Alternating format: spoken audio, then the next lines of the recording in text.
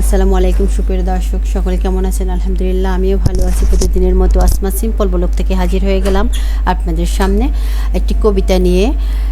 আমার কবিতার নাম নীল বেদনা, কলমে কণ্ঠে আসমা ইসলাম রিপা।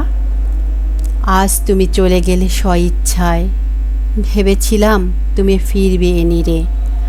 অপেক্ষায় ছিলাম অধীর আগ্রহে, তার হলো না। শূন্য আমি আজ এই নীল পদ্মে। গোলাপের পাপড়িগুলো একে একে ঝরে যাচ্ছে। তোমাকে খুব বেশি ভালোবেসেছিলাম, আজও বাসবো আমরণ। তুমি যেমনি ছিলে তেমনি আছো, তেমনি থাকবে।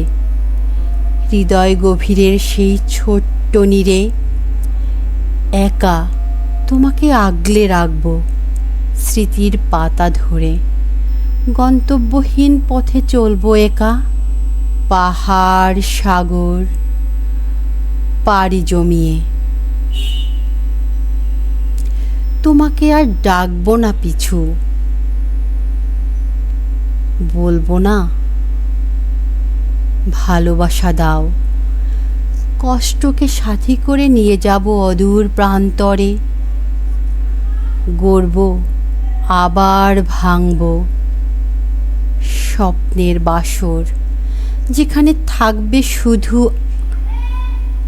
আমি আর আমার নিঃসঙ্গতা দেবে পাহারা। আমার হৃদয়ের ডায়েরির পাতায় উল্টে দেব, সেখানে লিখব নীল বেদনা। ধন্যবাদ সকলকে, সকলে ভালো থাকবেন, আমাকে সাপোর্ট দিবেন ভালোবাসা দিয়ে। আসসালামু আলাইকুম।